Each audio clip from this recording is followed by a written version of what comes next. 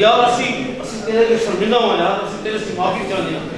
मैं हैरान कि ये आदमी साड़ा हम जबान नहीं गा ते बात इसने तेरी मदद की थी ते असी हम जबान ने अभी तेरी मदद नहीं कर सके।